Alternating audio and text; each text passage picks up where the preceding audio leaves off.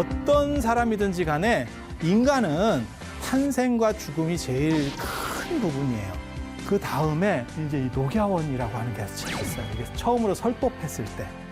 돌아가시는 거 부처님 얘기잖아. 깨닫는 거 부처님 얘기잖아. 설법, 대상에 대한 이야기잖아. 논리적 충이가 약간 다르네요. 부처님 오신 날 탄생이니까 제일 중요한 거고, 그 다음에 열반, 돌아가시는 것 제일 중요한 거고, 두 가지. 예. 그 다음에 깨달음 중요한 거고, 여기서는 설법이 아니고 출가가 들어가요. 출가는 논리적 구조상에서는 일관성이 있어요. 다 당신에 대한 이야기예요. 이렇게 되면 네 가지가 다. 그러니까 깨달은 사람은 수명을 늘릴 수도 있고 줄일 수도 있어요. 그래서 부처님 제자들 중에 안 돌아가신 분 있는 거 아세요? 지금까지? 천국에 이르는 계단. 하늘에서 내려오는 계단이 있어요. 저는 여러분들이 그 16난이 안 돌아가신지도 몰랐다. 나 잘 몰랐었어요. 저 양반들 안 돌아가셨어요. 그래서 저는 어디 사는지도 대충 압니다. 진짜.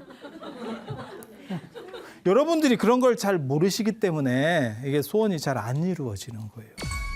소원이 안 이루어지는 거예요. 제가 옛날에 기도법 책에도 그걸 썼었는데 고려 중기에 진짜 엄청난 사건이 하나 벌어진다니까.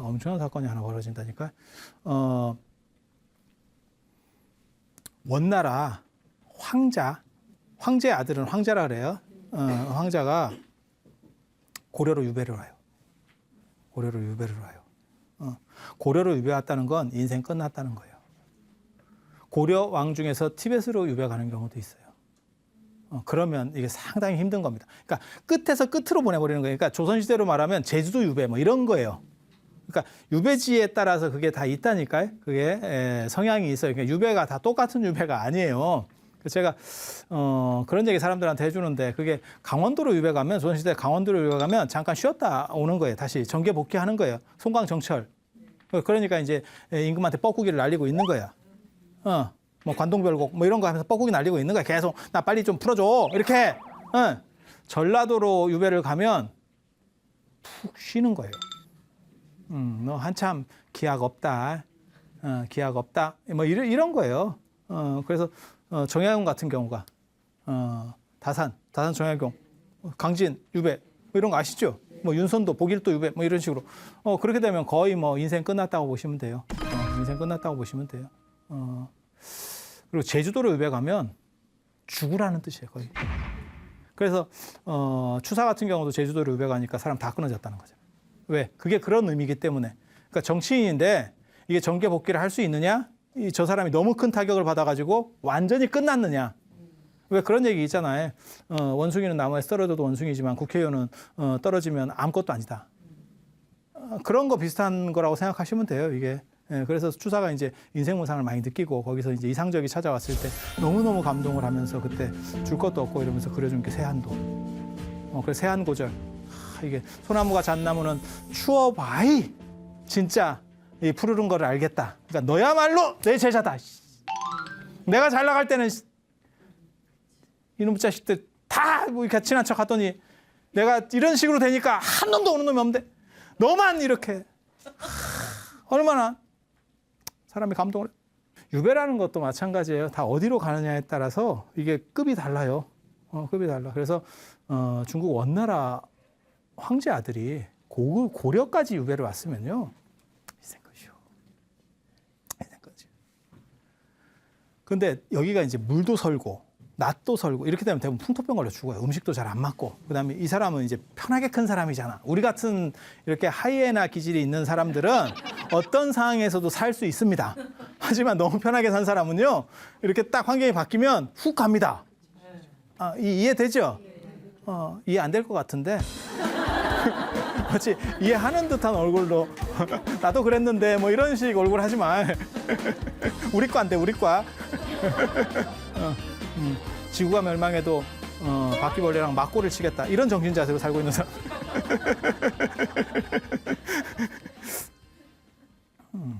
그래서 일로 오니까 너무너무 막 짜증도 나고 답답한 거예요. 자기 어린 나이에 유배해가지고. 그런데 대청도 신광사에 이제 들리게 된 거예요. 대청도로 유배를 왔는데 해주 신광사 쪽으로 이렇게 가게 된 거예요. 그래서 거기서 500나안전이 있었대. 그래서 거기서 기도를 해요. 제발 나를 돌려만 보내주면 내가 돌아가면 내가 보답을 하겠다. 그래 기도를 해요. 그 신광사 해주 신광사에 500나안이 있었는데 거기서 다 인생 역전이 어떻게 되는지 알아요? 그 사람이 돌아가는 데서 끝난 게 아니고 황제가 돼요. 그게 원나라 황제라는 건요. 지금 미국 대통령 이건 게임도 안 됩니다. 그 시절 원나라라고 하는 거는 이거는 엄청난 거요. 지금 미국하고 아마 중국 합친 거 정도 힘을 가졌다고 보면 될 거요. 황제까지 올라가. 그리고 이거 팔자가 막 완전히 바뀌는 거예요. 근데 이제 이 양반이 바쁘니까 이제 그런 걸 또 까먹었지. 근데 이 나한이 참 영험하다니까 찾아왔어요. 야, 너 그때 그렇게 답답할 때 그런 식으로 해놓고 이거 좀 아닌 거 아니냐? 너 그때 뭘 이렇게 해주면 잘해준다더니 왜 이런 식으로 해? 이렇게 얘기를 하는 거예요. 꿈에 나와서 받으러 왔어. 야, 약속 지켜. 이렇게. 여러분이 모르셔서 그러는데 이 기도할 때 그 불보살림 기도라고 하는 거는 뭔가 약속을 안 지켜도 별거 없어요. 뒤에가 없어요. 근데 뭐 산신기도라든지 뭐 이런 나한기도라든지 저 나반존자나 이런 것들은 이렇게 좀 하급 기도는 신중기도도 마찬가지고 뭔가를 걸잖아요. 그러면 더 빨리 이루어지고 그걸 안 했을 경우에는 잘못하면 타격을 받습니다. 거꾸로 이렇게. 그래서 그게 하위냐 상위냐에 따라 틀려요. 예전에는 연불할 때 소청 상위, 소청 중위, 소청 하위 이렇게 해서 등급도 나눴었어요. 근데 요즘은 이제 그런 걸 잘 안 하는데 뭐 그런 게 있어요. 그래가지고 이제 황제가 자다가 이제 번쩍 정신이 든 거예요. C급하지? 그래서 해주 신광사를 당신 원찰로 지정하고 엄청난 돈을 갖다가 부어서 절을 지어줘요. 근데 그래봤자예요. 왜냐하면 원나라 황제면 예를 들어서 원나라 황제면 그거 1조 정도 예산 투여 이래도 그거 아무것도 아니요. 그러니까 우리 같은 사람한테는 그건 뭐 대단한 거지만 그래서 고려 말에 해주 신광사 주지가 누구냐가 엄청나게 중요해요. 왜? 그게 뭐하고 똑같은 거냐면 지금으로 말하면 트럼프 채널? 그러니까 원나라 소식통. 뭔 얘기인지 알았겠어요? 원나라의 정보를 제일 잘하는 분이 해주 신광사 주지로 들어가. 그러니까 그런 게 있어요. 한국 불교사에서 지금 우리가 생각할 때는 중요한 절이라고 생각하는 것들이 실제로 옛날에도 중요했느냐? 시대마다 어느 절들이 중요한 게 달라. 그래서 그분이 이제 순제라고 하는 분이거든요. 원나라 순제가 되는 거예요. 그분이 누구냐면 기왕후 남편이에요. 고려 기왕후 몰라요? 두 번째 부인으로 공녀로 들어가갖고 두 번째 부인이 됐다가 나중에 그렇게 되는 거예요, 스토리가. 그러니까 여러분들이 인생 역전할 기회가 많이 있었는데 이런 것들을 잘 몰랐던 거야. 어디다가 갖다 기도를 해야 되고 어디다가 갖다 절을 해야 되는지도 모르고 있었던. 그래 맨날 1,000원씩 띄고 있었던 거야. 복전함에 1,000원씩 넣어봐야 이게 이쪽인지 저쪽인지 잘 몰랐던 거예요. 그래서 그런 게 나한이에요. 그런 게 나한이에요. 그래서 나한 기도는 빨라요. 왜? 이분들이 안 돌아가시고 있기 때문에 얘기를 하면 옆에서, 그러니까 기도 대상으로서 제일 우리가 흔히 관음 기도도 많이 하잖아요. 어떻게 보면 일반적으로 가장 많이 하는 건 관음 기도거든요. 관세음 보살도 극락에 사시는 게 아닙니다. 남인도 보타락가산에 살아요. 그래서 우리랑 가까운 데 있기 때문에 영웅이 빨리 받는 거예요. 그리고 16나안도 이게 나한 중에서 가장 대표적인 분들이 16나안인데 이분들도 다 안 돌아가시고 우리 주변에 살아요. 우리 주변에 좀 떨어진데 그런 이야기들이 이제 해줄 거예요. 이거 봐봐. 바이샬리에서 가장 중요한 게 수명포기라고 하는 사건이에요. 지난 시간에 잠깐 얘기를 했었는데 부처님께서도 오래 깨달음을 얻은 사람은 자신의 내면을 정화해서 수명을 늘려갈 수도 있고 그 다음에 줄여갈 수도 있어요. 실제로 대당서역계 같은 데서 보면 대당서역계 같은 데 보면 뭐가 나오냐면 명상에 든 수행자가 나와요.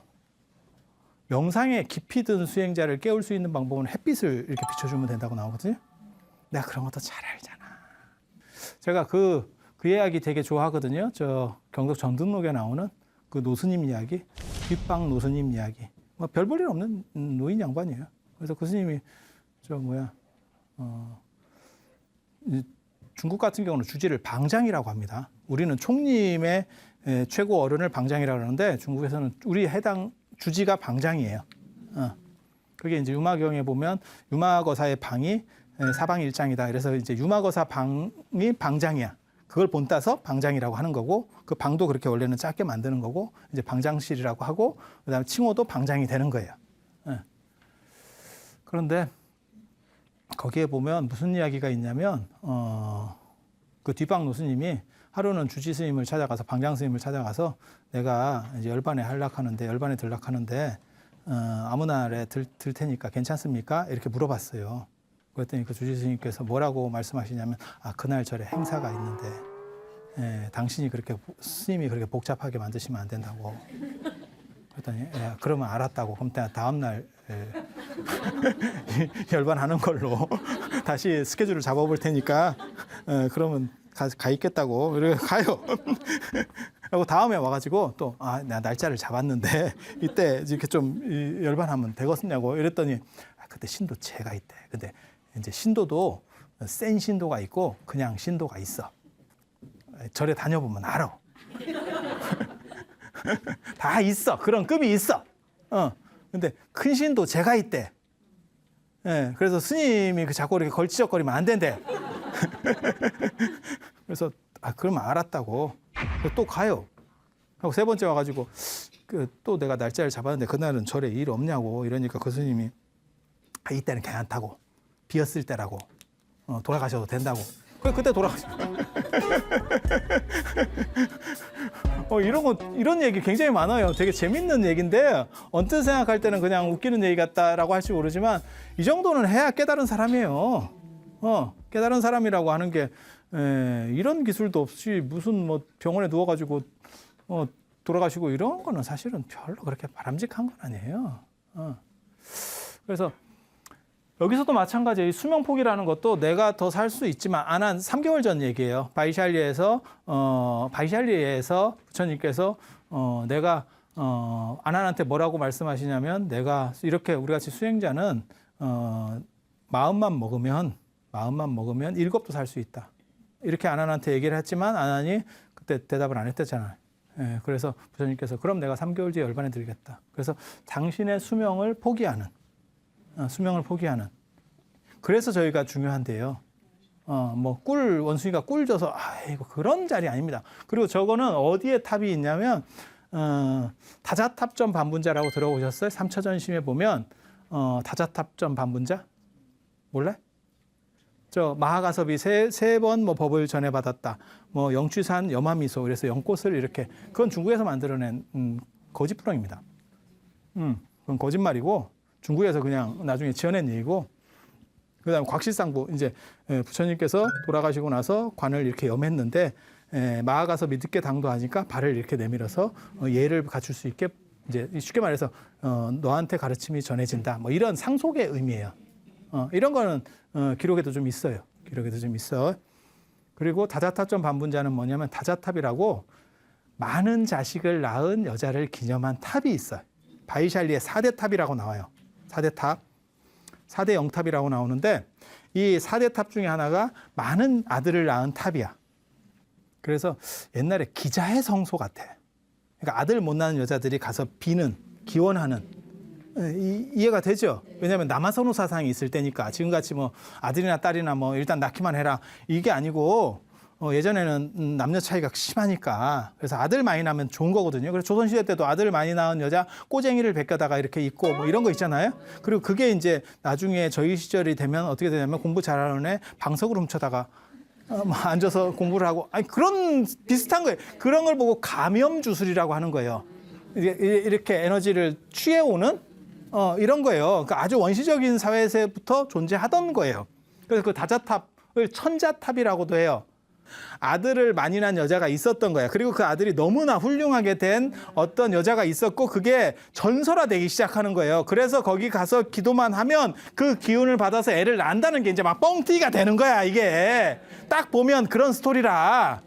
그래서 부처님이 그 천자탑에도 자주 가세요. 그 앞에서 이제 가섭하고 이제 가섭이 이제 다 떨어진 옷, 마가섭이 다 떨어진 옷을 입고 있으니까 이제 네가 이쪽으로 와라 이런 식으로 해서 대우를 해줬다. 이제 교만은 다른 제자들의 교만한 걸 이제 꺾어버리고 이제 이렇게 딱 해줬다. 그런 얘기고 이 옆에 바로 저 수명포기 탑이 있어요. 기록에 보면 몰라 나도 현장 스님이 가서 봤어. 그걸 이렇게 추적해 가서 보면 현장 스님이 아주 소상하게 기록을 남기고 있거든요. 현장 스님은 인간 내비게이션이에요. 그래서 대당서역기하고 현장전이라고 하는 자은전이에요. 정확하게 말하면 자은 스님이 규기 스님이 아니고 원래 현장 스님이거든요. 그래서 그 대당 3장 자은전에 보면 그게 자세히 나온다고 하도 자세하게 써놔가지고 거의 이걸 다 그리고 실제로 인도에서 부처님 유적지를 다 찾아내는 게 현장 스님 기록들 때문에 고고학자들이 다 찾기 시작하는 거예요. 그래서 인도에 가면 딱 두 사람만 알면 돼요. 아쇼카 왕하고 현장 스님. 그래서 우리 같은 사람이 인도에 가서 인도말 한마디도 못해도 먹어주고 걔네들 그 가이드보다 더 아는 소리 할 수 있는 게 뭐냐? 현장 스님 건 한문이거든. 인도 사람이 그거 될 것 같아? 걔네 번역된 걸로 보거든. 근데 한문이 이게 번역이 잘 안 돼요. 그렇게 쉽지가 않아. 쉽지가 않아. 우리는 한문을 번역하는 게 쉬운 게 뭐냐면 같은 한자 문화권이라서 가능한 거고 이게 좀 거지 같다고. 그래서 언어라고 하는 게 동일 문화권 밖으로 벗어나면 왜곡이 심해요.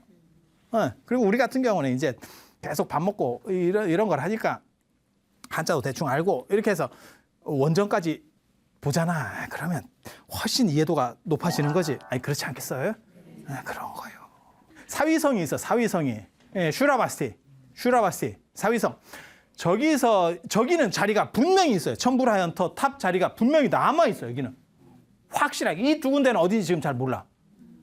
근데 유적 발굴을 하면 어디쯤이라는 게 대충 현장 스님이 써놨으니까 인도가 돈이 많고 만약에 인도가 불교 쪽이면 아마 발굴이 끝났을 거예요. 왜냐하면 엄청난 인도 탑은 우리나라 탑하고 다릅니다. 탑도리하다 다리 아픕니다. 이렇게 인도 탑들은 크기 때문에 유적이 반드시 남아요. 아무리 파괴된 지 오래돼서도 밑에 기단이 남을 거예요. 땅에 묻힌다고요. 그래서 그걸 파면 돼. 근데 지금은 아직 이 두 군데는 지금 못 찾은 거고 이 부분은 분명히 있습니다. 천불하연탑. 사위성에 가신 분은 요 천불하연탑. 이게 어디랑 같이 가냐면 수자타당자 집터 뭐 이런 데랑 같이 가는 데예요. 근데 여기서 망고나무 기적이라는 게 있거든요. 망고나무 기적. 사위성이 인도 지도를 이렇게 보면 왕사성은 이 동쪽에 있어요. 사위성이 이쪽에 있어요. 바라문교 문화가 이렇게 퍼져가거든요. 그래서 왕사성 쪽은 훨씬 인도 전통 문화적인, 그러니까는 뭔가 변화적인 그런 문화고 사위성이 훨씬 보수적인 문화예요. 그래서 저 사위성에서 부처님이 여러 번 돌아가실 뻔해요. 부처님을 시해하려는 음모들도 많이 있었고, 그다음에 부처님에게 모함을 씌우는 얘기도 있고, 저기 이제 사위성에 어떻게 보면 랜드마크가 기원정사거든요. 7층으로 된 건물.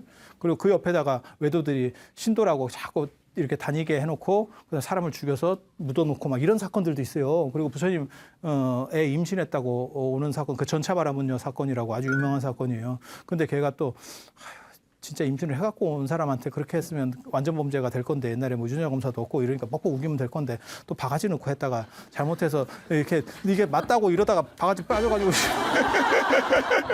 상황이 역전 이게 무슨 개망신의 상황이 역전이에요. 그래서 우리는 큰 교훈을 얻을 수 있잖아. 상대를 이렇게 모함에 빠뜨리려고 해도 좀 치밀해야 된다. 너무 단순하게 아빠 붕대라도 써! 얼마나 어수룩하게 묶었으면 이렇게 옥신각신 얘기하는데 뚝! 실제로 그런 사건들이 있었다는 얘기는 뭐냐면 여기가 불교적인 반감이 많았다는 거예요. 그래서 부처님께서 기원정사라는 7층 건물을 만들어서 위세를 보이는 거예요. 불교가 이렇게 대단한 종교야. 이렇게. 원래 예전에 큰 건축물이 존재한다는 건 뭐냐면 맘먹으려고 하지 마. 이런 뜻이에요. 그러니까 로마에 뭐 콜로세움 이런 거 딱 하나 하잖아요. 황제한테 맘먹으면 안 되겠네. 구경하면서 딱 그 생각이 드는 거예요. 중국의 자금성에 조선시대 때 사신이 딱 가잖아요. 자금성 딱 가잖아요. 우리는 안 돼. 아니, 황제를 만나고 뭐 필요도 없어. 그러니까 창덕궁에 있던 그 눈으로 계속 보던 사람이 자금성을 한번 보면 예 이렇게 되는 거예요. 그게 큰 건축물을 세우는 이유거든요. 그래서 알렉산드리아의 파로스인데 그게 뭐 100몇십 미터씩 이렇게 돌로다가 만드는 거 다 그런 거예요. 딱 들어가는 순간 경기 끝이에요. 까불지 마. 이런 의미예요. 그래서 제가 그런 얘기 하거든요. 똑같은 부처님한테 기도를 해도 불상이 크면 기도가 잘 돼요. 불상이 작잖아요. 기도 잘 안 됩니다. 스님도 그렇고 신도도 그렇고. 이 자리는 실제로 있는 거고, 여기서 이제 망고나무 기적이라고 하는 걸 부처님께서 보여주세요. 그때 이제 외도들이 도전을 하거든요. 그 스토리가 있어요. 여기 이제 16나원 중에 한 명의 스토리가 또 나오는데, 어떤 사람이 그 율장 사분율에 나오는 얘기거든요. 어떤 부자가, 저 동네 부자가 이렇게 긴 장대를 세워놓고 그 위에다가 바루가 전다장나무 바루예요. 굉장히 비싼 단가 센 바루야. 그 전다장나무 바루에다가 보석을 쫙 담아놓고 묶어놨어요. 누구든 기어 올라가서 가지지 않고 신통으로 저걸 따는 사람에게 주겠다. 신통 시험이에요. 누가 세냐? 아무도 저걸 따갈 수 있는 사람이 없다는 거예요. 그러니까 국기대 같은 데다가 뭐 굉장히 돈 되는 걸 해놓고, 야, 손잡고 기어 올라가는 거 말고 그냥 뭐 날아 올라가든지 뭘 해서 네가 따가 이거예요. 그러면 줄게. 그래서 이제 여러 신통 있는 사람들이 도전을 했는데 다 끝이에요. 그때 빈두르 존자가, 빈두르 파라타, 이 16나원 중에 어떻게 보면 가장 강력한 사람 중에 하나입니다. 이게 나반존자라고도 사람들이 많이 생각을 해요. 근데 나반존자는 사실 중국에서 약간 변형되는 캐릭터예요. 그리고 빈두르 존자가 약간 다릅니다. 근데 일반적으로는 사람들을 잘 모르시는 분들은 빈두르 존자가 나반존자다 이렇게 얘기를 해요.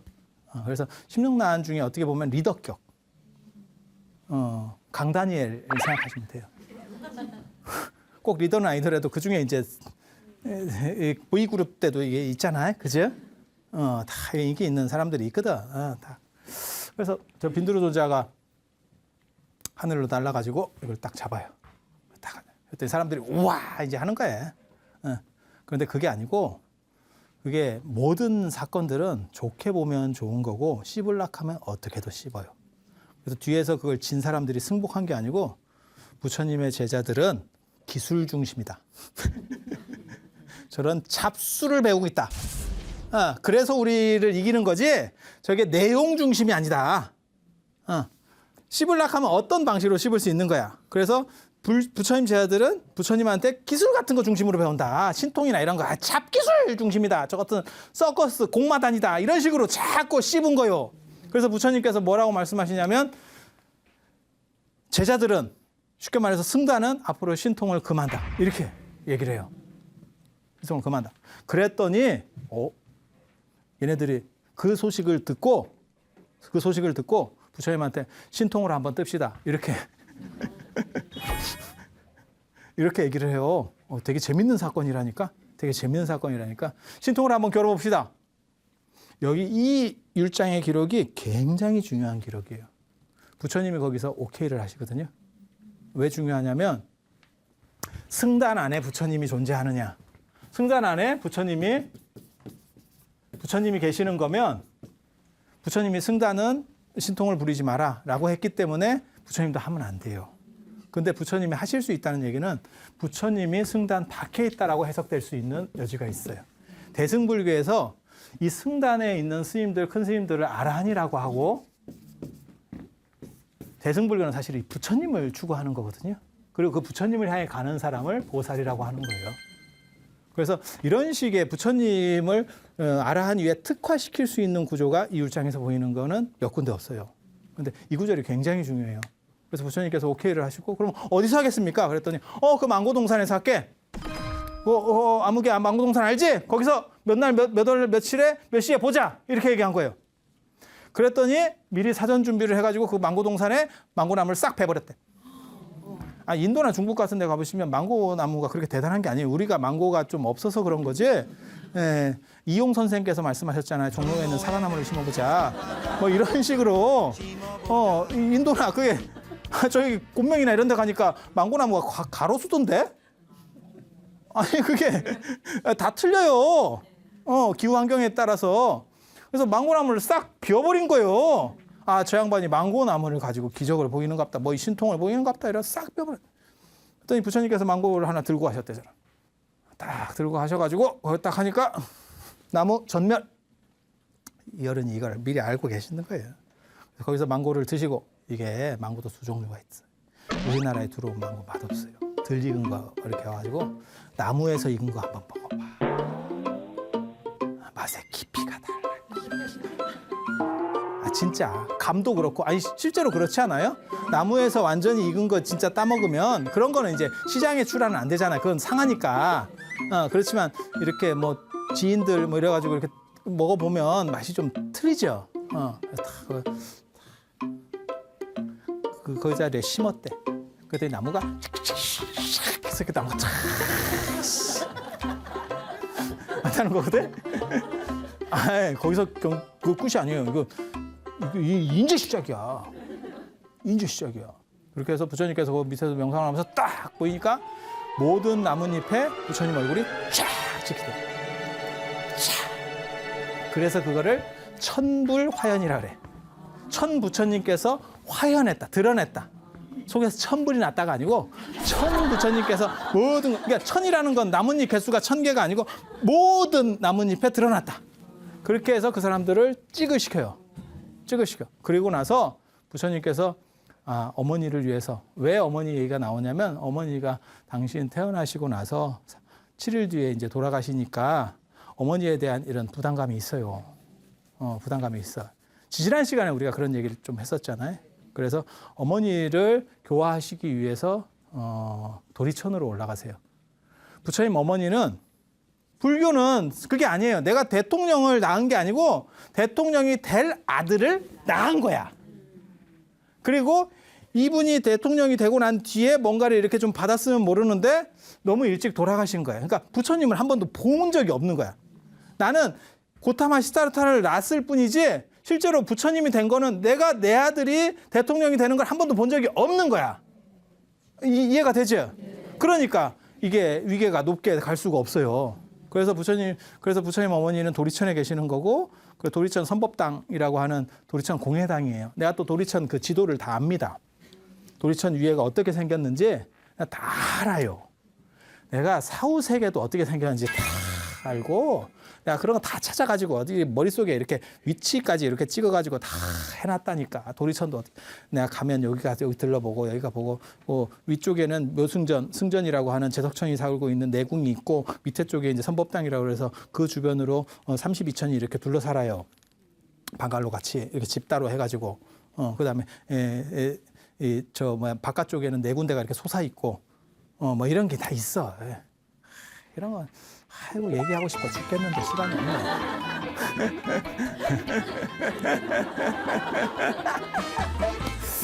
그렇게 해서 부처님이 하늘로 올라가시고 3개월 동안 어머니를 위해서 설법을 하세요. 그래서 하늘로 올라간, 그렇게 샥 솟구쳐서 올라간 그 자리에 탑을 세운 게 천불화연 탑이야. 천불화연 탑.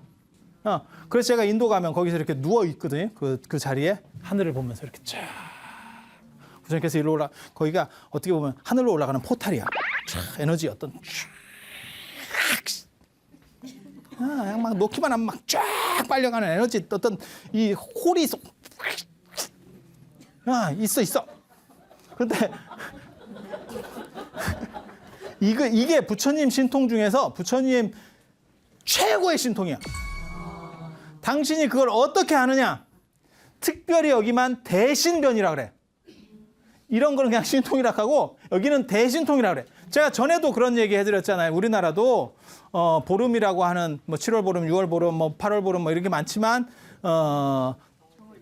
정월은 대보름, 8월도 대보름 이렇게 특화시킨다고. 그러니까 대자가 들어가면 최고라는 뜻이에요. 그래서 이게 대신변이에요.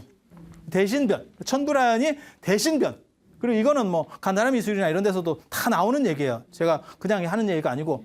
그리고 이렇게 올라가신 뒤에 이 공녀성 쌍카시아로 걸어서 내려오세요. 나중에 3개월 뒤에. 환장하겠지. 그냥 내려왔다 하면 좀 그런가 보다 할 건데 이거 도대체 뭐요? 어떻게 걸어온대? 견적이 안 나와. 어떻게 해요? 이게 공녀성인데 이게 여기 얽힌 전설이 또 있어요. 공녀가 뭐냐면 허리 굽은 높아. 이렇게. 공녀. 이렇게. 공녀. 지금은 공녀가 없는데 저희 어렸을 때만 해도 여러분 연세 정도 되면 공녀들이 좀 있었어요.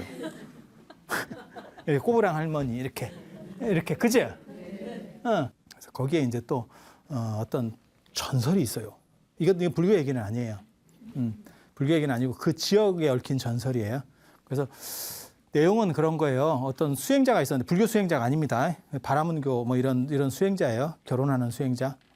그래가지고 막 신통도 생기고 이랬대. 조금씩 올라오기 시작하는 거야.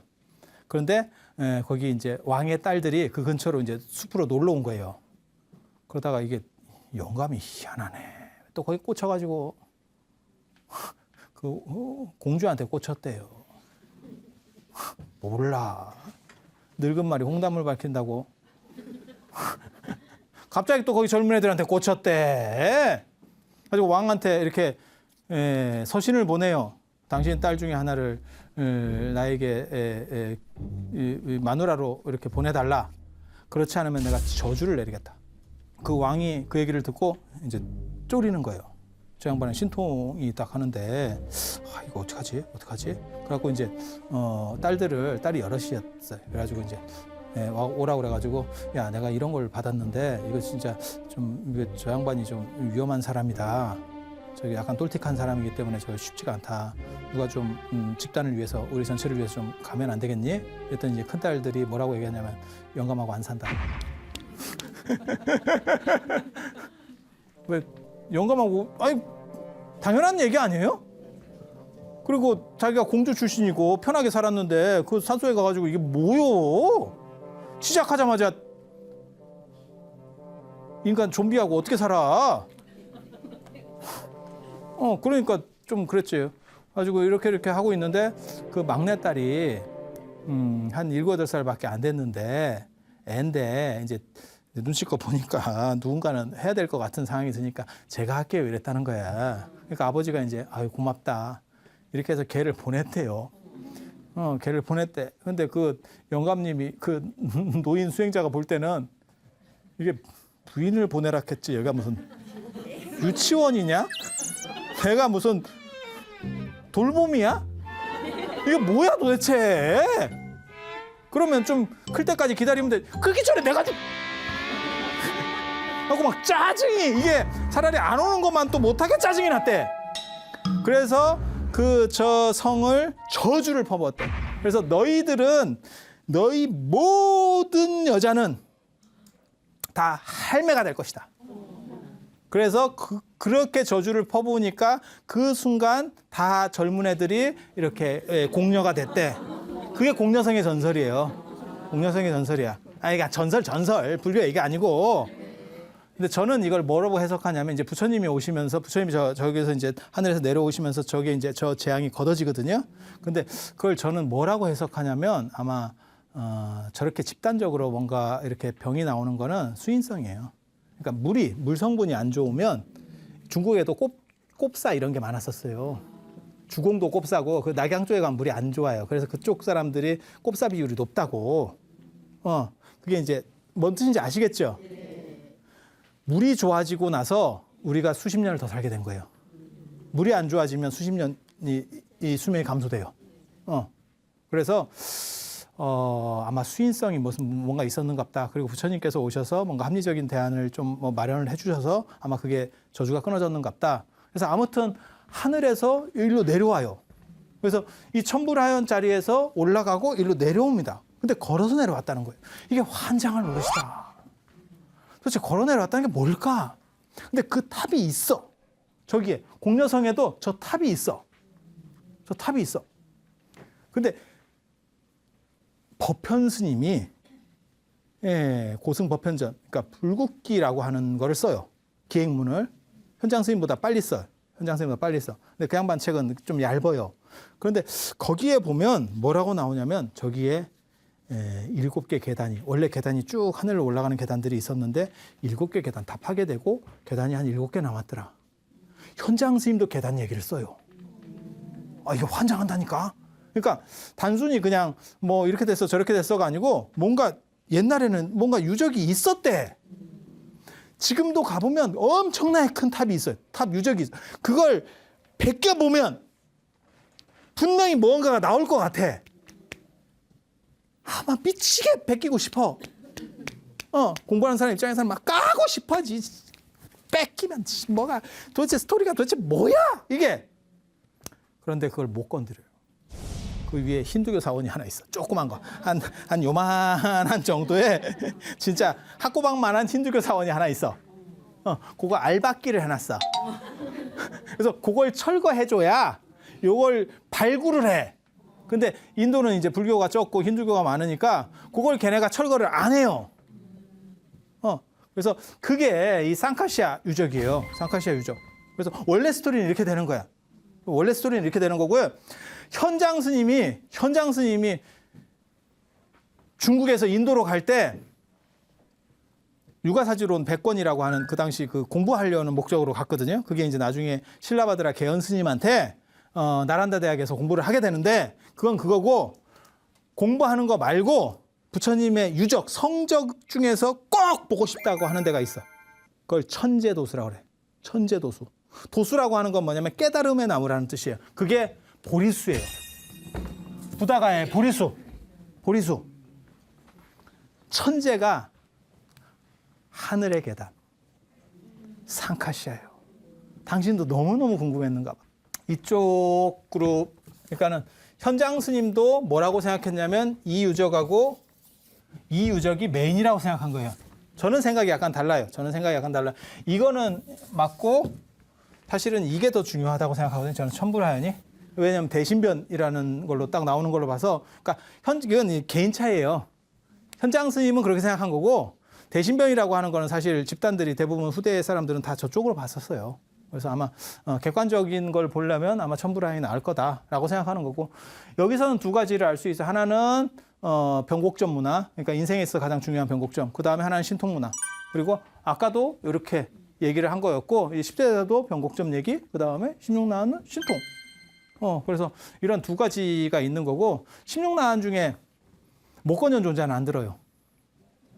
아니 10대자 중에 아니 10대자가 아니고 16나안 중에 10대자 중에 목건전 존재가 드는데, 10대자는 뭘 의미하는 거냐면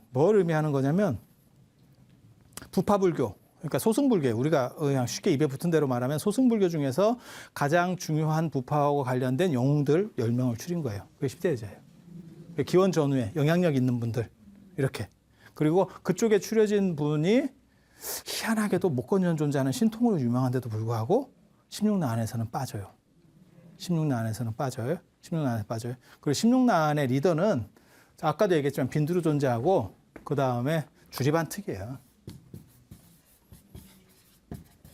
주리반특 존재. 주리반특이라고 압니까? 머리가 약간 떨어지는 사람.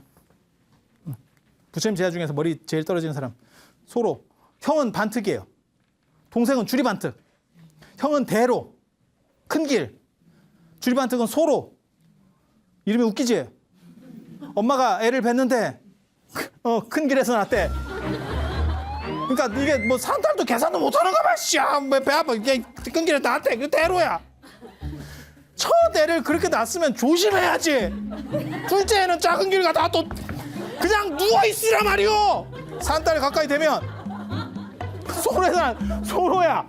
근데 저게 좀 문제가 있었는가 봐. 애를 낳는 과정에서 애가 이렇게 좀 떨어졌는가 하고, 애가 좀 이렇게 약간 이렇게 됐어. 이렇게 약간 좀 떨어지는데 대부분 떨어지는 분들이 착해요. 그래가지고 이제 형제가 둘 다 출가를 했는데, 반특은 머리가 되게 좋은 형이에요. 그래서 주리반특은 좀 모질러. 그러니까 형이 뭐라고 했냐면 동생한테, 야 쪽팔리니까 너 집에 가. 야 집에 가. 이랬다는 거야. 하고 코를 빠뜨리고 주리반 에이씨 가라네. 가니까 부처님이 이제 그 스토리를 알고 야, 너 왜 가냐? 그랬더니 형이 가라는데요. 제가 모질러서 제가 수행도 못하고 그러니까 그러면 너는 청소를 하면서 네 마음을 닦는 개송을 내가 가르쳐 줄 테니까 그거를 열심히 외워봐라. 그래서 아라한이 돼요. 아라한이 돼. 결국 아라한이 돼. 아니 머리는 좋지는 않아. 그러니까 아라한은 행복한 사람이지 머리가 좋은 사람은 아니에요. 왜냐하면 주리반트가 아라한이 되고 난 뒤에도 비구니 스님들한테 비구 스님들이 보름마다 포사할 때 법을 설해주러 돌아가면서 가거든요. 근데 율장에 보면 뭐라고 나왔냐면 안한 스님을 제일 좋아한대. 인물도 좋고 말도 잘하고 아는 것도 많고. 주리반특은 반개송만 하고 끝이래. 맨날 똑같아. 왜? 아는 게 그게 다요. 아라한이 돼도 안 돼. 가지고 이 양반이 아라한이 되는데 결국 아라한이 됐는데 사람들이 그래도 무시하는 거예요. 아라한인지를 잘 몰라요. 그래서 신도가 공양청을 했는데 그 당시에 왕이 공양청을 했는데 공양청이 그 잔인한 공양청도 있어요. 그냥 여기 50명 아니 뭐 예를 들어서 여기 10명 이러면 이 중에서 10명이 그냥 순서대로 가는 경우도 있고 찍어서 갈 수도 있어요. 내가 이 스님 이렇게 10명만 할게요. 이렇게도 돼. 근데 그 왕 진짜 잔인하다. 그 현전승가 그 앞에 있는 그 고근처 승가 스님들을 다 초빙하면서 주리반특만 빼고요. 이랬다는 거예요. 너무 잔인하지. 근데 부처님이 그걸 아시고 그 상황을 아시고 바루를 안 갖고 가요. 가지고 부처님이 이제 공양 때가 돼서 탁 바루를 이제 받아야 되는데 밥그릇이 없네. 이렇게 되는 거야. 그랬더니 주리반특이 이제 절에서 혼자 청소하다가 부처님 공양 그릇 놓고 가셨네. 이렇게 하고 어떻게 하는 거냐면 바루를 왕이 못 들어오게 했으니까 들어가는 건 아니잖아요. 그래서 팔을 길게 늘려서 부처님 앞에 바루가 이렇게 샥 가게 했대. 그랬더니 왕궁을 넘어서 팔이 길게 이렇게 뱀처럼 오니까 사람들이 다 실컷하는 거예요. 이게 뭐요? 그래서 왕이 저건 무슨 팔인데 저런 게 있어요? 무슨 원피스의 고무고무 팔이에요? 이렇게 원피스 잘 모르시는구나. 그렇게 해서 하니까 저게 주리반특의 팔입니다 라고 하니까 이제 분위기가 급변했다는. 그래서 신통 서열이 있어요. 부처님 제자 중에 신통 서열 1위가 목건년이고 2위가 주리반특이에요. 빈두로보다 주리반특이 셉니다. 그리고 비구니 중에서는 연화색 비구니가 최고로 세요. 연화색 비구니라고 있어요. 나중에 기회 되면 또 그 진기한 스토리들을 이 얘기를 해줄 건데 오늘은 여기까지. 부처님의 신통 관련된 이야기, 부처님의 성지에 대한 이야기들, 그리고 저런 그룹들을 어떻게 인도 사람들이 묶어놨는지에 대한, 그러니까 제가 얘기하려고 하는 건 부처님 생애를 얘기하려고 하는 게 아니에요. 어떻게 보는 관점들을 이야기하려고 하는 거예요. 생애 얘기하는 거는 부처님 생애를 따라가는 그런 스토리에 또 다른 프로그램들이 있어요. 그걸 보시면 돼요. 저는 그중에서 핵심적인 것들을 어떻게 볼 건가. 그다음에 다른 사람, 보통 사람들이 안다라고 생각하지만 실제 내용은 그런 것이 아니었다라고 하는 것들을 짚어주면서 가는 거예요. 그래서 오늘은 시간이 다 됐으니까 이 정도로 하고 다음에 또 더 재밌고 진기한 이야기 속으로 여러분들을 초대하도록 하겠습니다. 자, 들어주셔서 감사합니다.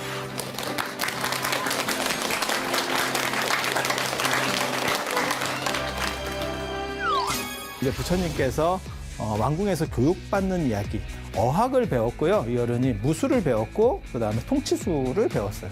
통치술을 인도 전역을 다니면서 다 나라 또 언어들이 다른 거예요. 근데 새로운 언어들을 계속 이 어른이 빨리빨리 배워요. 그리고 그 지역에 가면 언제나 그 동네 말로 합니다. 불교 교단이 이렇게 비약적으로 확대되는 데 있어서 굉장히 중요한 역할을 합니다. 부처님이 태자라고 하는 건 약간 과장이에요. 하지만 서열 1인 거는 100% 확실합니다. 왜 부처님한테 왕들이 저렇게 친절하게 할 수밖에 없는가? 그건 부처님이라고 하는 위대한 그러한 인격적인 부분도 있지만 힘도 있는 거예요. 힘도 있었던 거예요.